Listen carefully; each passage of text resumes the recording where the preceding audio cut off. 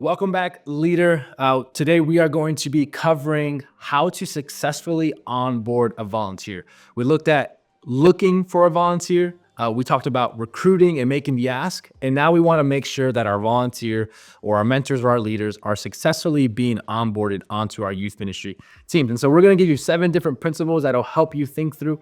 As with always with these videos, these are conversation starters. We want to get you thinking in the realm and the lane of this specific topic. These are not the end all be all for training youth ministry videos. So what's the first, what would you say is the first step in successfully onboarding a volunteer, Zach? Yeah, the first one, it connects with what we've already been talking about with the ongoing conversation, but you want to be clear about your expectations for this leader. The conversation has already started, but you want to be clear about what are the character traits and the character that you want formed in a leader. We talk about we want our leaders to have integrity. We want them to have a heart of service. We want there to be teamwork and collaboration. We want there to be curiosity, not criticism. Yeah. So there's like certain character expectations. These are what we expect you to be living out. Yeah. And then here are our expectations about the role that you're filling and what we're asking you to do and not to do. Yeah. So sometimes in your ministry, all of your leaders do everything, but you might consider having leaders fulfill different roles in different parts of the ministry. Maybe you have a leader who's really good, a really good musician, and you ask them to take charge of the worship aspect of your youth ministry. Maybe you have someone who wants to be involved in teaching. Maybe you are asking someone to take ownership of the snacks. Yeah. I don't know, Yeah. things like that. But you want to be clear about whatever that is, about your expectations about time commitments, Yeah. days of commitment. Are they expected to be at every event, or is there flexibility there? You want to communicate at front all of those things so that going forward you have a standard and a baseline to be able to communicate in the future. Hey, I noticed this pattern of behavior, and that doesn't quite line up with the conversation we had about living with integrity. Mm-hmm. So, it allows you to bring them back to that expectation and move forward, not as like a legalistic, strict kind of thing, but in a discipleship formation, kind of saying, hey, we're in a relationship together. Yeah. And this is what we agreed to do together. So we're holding each other accountable. Yeah, that's good. Even like I'm thinking about culture, celebrating what you want repeated, right? Mm-hmm. And so honoring people, calling people out in a good way, calling them up, celebrating maybe big wins in the youth ministry is always a good way to just be clear about, hey, this is the type of culture that we're building, and that builds expectation into the leaders, right? Yeah. Consistently reinforcing that. That's good. Culture is what you celebrate. Yeah. And it's also what you tolerate. Yeah. So if you let certain expectations constantly be crossed over and being unfulfilled, then you are tolerating the culture. Yep. The culture comes out of that toleration. That's good. And so you want to bring it back to make sure that the youth group has the culture that is God honoring and what you have planned for it to be. Yeah, that's good. That's good. Another kind of tip or advice for you, principal, connect a newer leader with an established leader. As they join the team, they're already going to be connecting with all the other leaders, but maybe give someone the intentional role of welcoming this leader in. It's one thing for the leader to welcome someone in. It's another thing for your peers or for your coworkers or your co-teammates to welcome you in and to embrace you. Ask someone who's an established leader already, who would be good at this. And if you don't have anyone else, well, that's going to fall on you. But as you build up your team and as you recruit and as you invest into your team, connect a newer leader with an established leader. Help them build that relationship and make them feel welcomed in, make them feel like they have a place and a home on your team, on your youth ministry team. Yeah, and a place where they can learn from as well. Hey, this is the small group leader you'll be working with. Here's how we do small groups. Learn from them and help them to that provides some training as well. I'm reminded of Barnabas in Acts. Yeah. And when Paul became a new believer and he had a lot of baggage and history behind him, Barnabas was his advocate to the rest of the church and created a space, a way in for Paul, where other people were ready to kind of put up a wall. So be a door, not a wall. Yeah, I like that. I just came up with that. Yeah, that's good. And that leads to introducing them. Our number 3 is introducing them to the team as a whole. You want to find ways to introduce them as a team and create relationships, form relationships among the team. So it's great to give them a space to be able to introduce themselves, to maybe share a little bit about their background.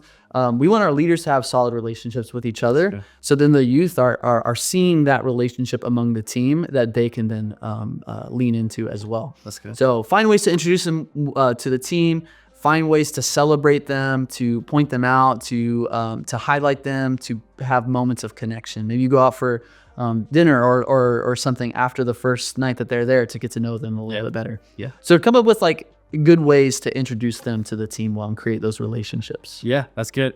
I would say next is you want to establish clear lines of communication, whether that's group meet or text message or email list. Honestly, what I'm learning now, and I'm not the great at this, is establishing multiple vehicles or avenues, channels of communication. So now we've got, group meet and we have a text message group, but not everyone has an iPhone, some people have the green bubble, and thankfully iPhone's made it a lot easier to have group messaging. But group me, text messages are great. Email chains are great as well. Anything you can to just communicate to your leaders. Again, it's building that culture of communication. Over time, if you don't communicate with your team, they're not going to expect you to communicate, right? But if you build a culture of communication, they are going to expect to hear from you regularly. So make sure you establish those lines of communication. Actually put them in the group me. I find myself sometimes forgetting to put people in the group me. I do not think in details, and sometimes that's hard for me. Actually put them in the group me, actually add them to the group messages, create a new group text if you have to, but do what you can to make sure they are plugged into the forms and the lines of communication that you use at your group, in your ministry. Yeah, once you have them in that communication stream, the next thing you want to do is make sure that you're providing training for this leader. That's our number 5. Training, training, training. Make sure they're equipped for the task that you're asking them to fulfill, for the relationships you're asking them to build. Not everyone knows how to ask good questions of young people. Some people are even afraid of teenagers. I know sometimes I am. I'm not going to lie. No, for sure. They're intimidating. I can be socially awkward as well. So help equip your leaders to be the best leaders that they can be.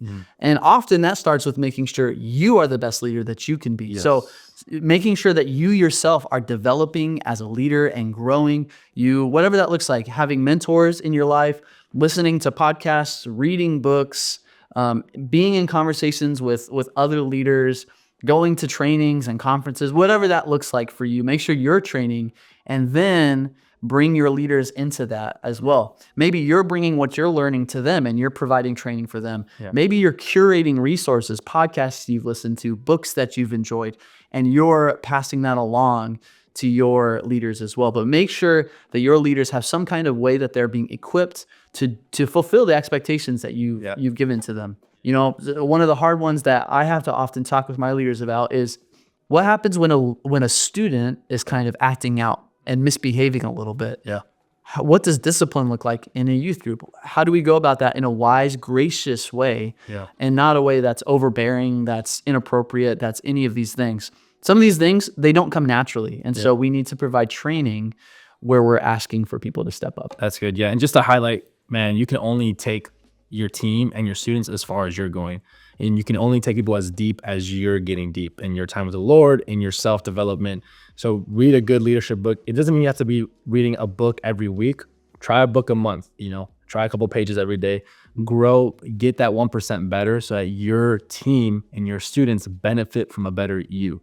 And alongside with training, we want to make sure that at the very least, everyone across the board has some sort of mandated reporter training. If you go to Google and type in Illinois mandated reporter training, it'll pop up. It's the first link. It's free. It's 10 minutes, but it'll give you and your team a good grasp of when is a situation when you need to speak up, and when you need to pass along information to someone above you, or reporting it to DCFS, or taking the correct channels for reporting whatever it is that you need to report. So make sure you're on that mandated reporter training, that your team are all certified.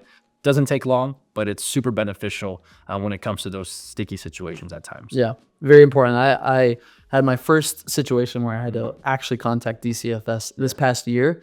And there were ways that I was like, what do I do in this moment? And so training is really important to be prepared for those moments, because you can't always know when they'll arise. Yeah.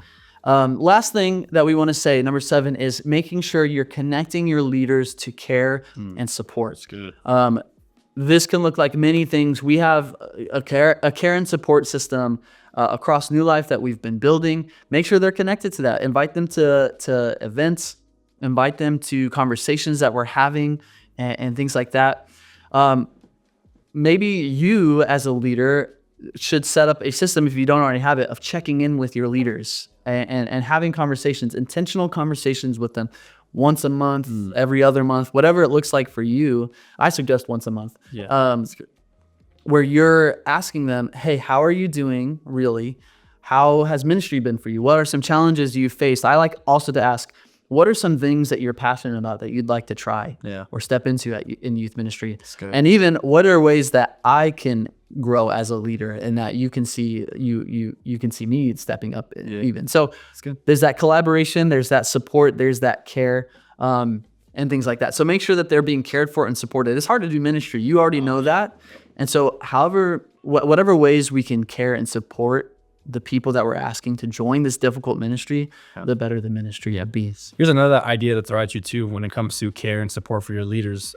Invite other leaders from the church into that role. So sometimes I find out we have these coach couples in one youth here at Midway that their sole focus is to connect with leaders. And so it's not, we're pushing 35 leaders. I can't, touch base with every single leader, every single week, every single month at times. But to know that there are coach couples in our youth ministry whose sole focus is to partner and to connect with leaders, to ask them how they're doing, to build relationships with them. You build a spider web of care and support where it's not just on you, but it's on the church to do it together. And so highly encourage you doing that. There are people who would love to serve in your ministry and maybe just don't see themselves in the traditional small group leader role, but maybe you can get creative about bringing them on as coaches in your youth ministry. So your coaches don't work with the youth students. No. They strictly work with the leaders. Yep. Yeah, that's great. There are all kinds of ways you can think creatively about these things. We hope this stirs you on to think that way. Yeah, another way to provide support is just making sure that you have times of connection and just relational time with your leaders. Yeah.